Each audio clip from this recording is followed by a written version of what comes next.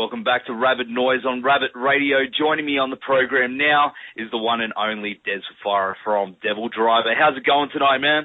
I'm doing fine, thank you, man. Thank you for having me.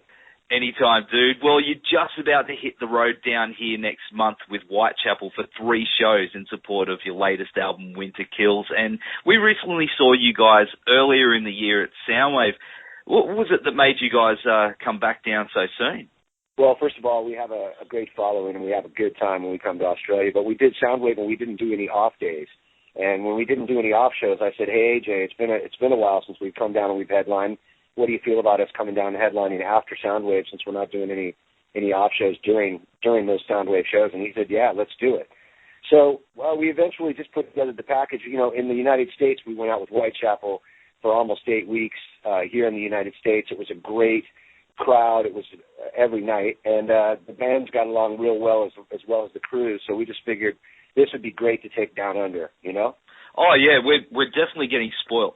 You know, it's very rare that we get a great team up of 2 awesome bands like that, especially down here. You know, we got our Soundwave, of course, which is once a year, but yeah, we're definitely getting spoiled with this one. For us, it was kind of a no-brainer. I mean, you know, Devildriver is so different from Whitechapel musically, and Whitechapel is so different from Devildriver musically, but yet our crowds really got along 100%. And when I started to see that, and then Australia was, you know, starting to come in my ear and talk to me, I was like, okay, let's definitely take these guys. So you guys are going to get a great show from both bands, and it's going to be a good time. Hopefully everybody comes out and supports and gets in the pit and has a good time. Hell yeah, well, I know plenty of people that are just hanging for it. So Winter Kills was in my top 10 albums of last year, and I especially loved your cover of our AWOL Nation's Sail, as that song really personally hits home with me. Will you be playing that on your upcoming tour? You know, we've been doing it live every night, and it's been going off, so I wouldn't doubt that we will definitely be playing that. Some cover songs that you do, they stick with you, and others, they don't, but that song hits home with me as well. I suffer from ADD my whole life, ADHD now in my later years, and you know, when I first heard the tune, the lyrics just spoke to me, and you know, we told the band that we were going to do it, and they kind of gave us the thumbs up as well, which was really cool. But when we put it in the set, it just people seem to sing it and have a good time, so I probably expect that song to go off live. Awesome, man. Do you find that some songs out there that just, you know, that you can relate to and help you get through those times? I mean, for me, music has always been exactly that. It's always been something I can relate to, a place I could go when my parents were fighting, or when you know, life was bad and life is good. You know, I've always turned to music. So it's just been, you know, something that I try to write as well. When I do sit down and I do write, I make sure that it's relatable to me, so it will relate to other people. And so most of the stuff that we do play live, you can relate to it one way or the other. I mean, I think music has to speak to you, you know. Some bands speak to you and some bands don't, and some songs do and some songs don't. But either way, I think artists try to make it speak to the audience, and I certainly do.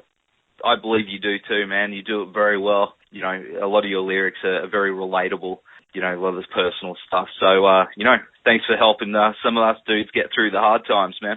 Oh, then that's all right. When I say, you know, I try to, you know, and like I said, music has always been that for me. So if I hear one person come up to me at a show and go, hey, you know, such and such song or such and such album, you know, helped me through a time in my life, or got me through like the best time of my life, I remember listening to you guys, because it's not always the negative that you hear as well. You know, I oftentimes hear, you know, the best time of my life was, you know, such and such time and such place, and we were listening to your record or this record, and that's always an honor. That means that you're doing your job, you know. And I'm just out there working, man, so if you come up and give me a compliment like that, you know, oftentimes you're going to get a big handshake and probably a hug. Awesome, man. Winter Kills has been released with some bonus tracks. Do you usually record a bunch of songs and choose the best out of the lot with some spare that you keep aside for bonus material, or is it just you set out to write a certain amount of tracks? You know, I do know that a lot of bands do that, maybe write way more tracks than what they're going to do, but we don't. We tend to say, okay, the record is going to be, you know, let's say, for sake of talking, 14 tracks, and we'll record them. And then someone will say, well, we've got to have some for B-sides or whatever, and then what I say is, okay, we'll take from that 14, because I don't really want to put out anything subpar.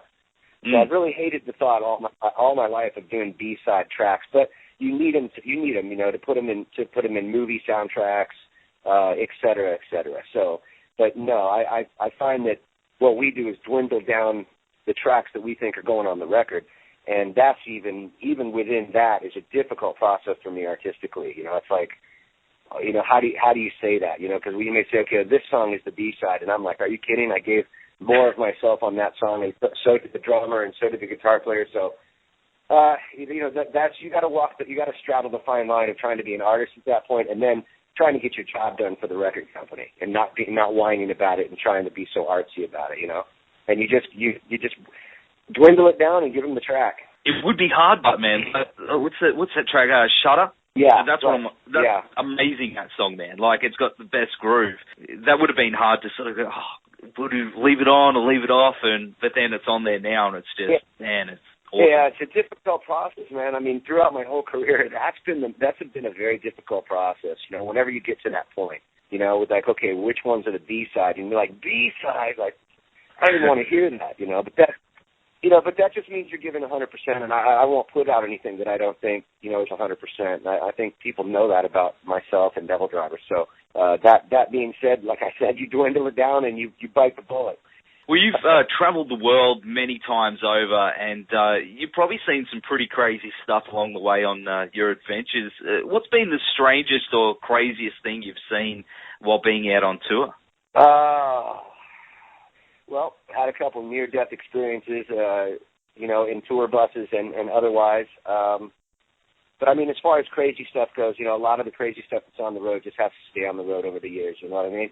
But you run into, some nuts situations. I mean, the crazy stuff that mostly happens to me is the things when you're running into third world countries or the police are acting third world, rather, and you run into certain situations that are a little hairy. But it is what it is. I think it's par for the course. As much as I travel, and as a great time as I've had all over the world, that you're going to definitely run into some strange rogue situations, which I have. I mean, not to go into detail, but suffice it to say that more than once I've felt like, okay, my life could be at risk, just to go play music somewhere. But that being said, it always turned out to be a great time and well worth it. So either I'm blessed or I'm lucky at this point. Do you think you'll ever write a book telling all your adventures? Yeah, definitely. But, I mean, at this point, I've been in it, almost about 20 years. I mean, I don't feel the need to do that at this point. I mean, and to really write a book and to put meat in it and to put everything in it, you eventually got to tell the whole truth, and that'll throw some people under the bus. And at this point, I don't really want to do that in my career. And to be honest with you, I'm too much of a gentleman to do that at this point. Even my wife has said, look, this wouldn't be the time, because if you tell the story, you need to tell the whole story, the good, the bad, the ugly of it. And eventually, I'm just not into that. And people do say, I've been asked several times over the last couple of years to write a book, and I just think that it's not the time. That's all I got to say. People want scenarios. People want huge, big drama scenarios to keep themselves amused, and I don't want to be part of that. I'd rather just do music, man. That's totally understandable. Well, I started out as a fan many, many years ago, like many people, with the first Coal Chamber album when I was a young lad in high school, and it was awesome to finally see you guys live at Soundwave. It was, as a fan, it was a dream come true. What's the status of Coal Chamber at the moment? Well, first of all, thank you for that. I appreciate that. We worked very hard to get that back together. And I got to say, how many times do you get a second chance in life? I mean, everybody coming back together and doing it again was an amazing time. But I mean, what I remember of those shows was incredible. It's everybody singing all the songs and singing all the words. The vibe backstage was just incredible. Even contagious with the other bands. They were feeling our happiness and joy, which is what music should always bring you, But what's in the future for us now is we are talking about more touring, and there has been discussion of a record. But as far as now, we have nothing to announce at this point. All right, man. Well, I've got my fingers crossed, man, because, as a fan of not only Devildriver but Coal Chamber, I really respect you as a vocalist and as a front man and as a songwriter. Thanks, man. I appreciate it. And you know what, man? I'm a fan of those guys and the music myself, so, like, my fingers are crossed with you as well. You know, the stars have started to align for that band, for Coal Chamber, and as they do, it's incredible the people that are kind of rallying around us and having conversations with us about doing different things. It's an incredible energy, you know, and I do feel that energy in Devildriver, and even on our 6th record and how much we've done. But this thing with Coal Chamber, it's just unbelievably magical. So I'm kind of feeling what you're feeling. So I appreciate your words, man, and they go, they go to my heart, you know. Well, we're going to go to one of my favourite tracks, Tripping Over Tombstone from Winter Kills now. Thanks so much for hanging tonight, Dez, and we'll see you in Brisbane at Hi-Fi on 5th of September. Yeah, definitely. You're coming to the show, right? Oh, dude, wouldn't miss it. Okay, dude, make sure you come backstage and have a glass of wine with me. So we got to meet, you know?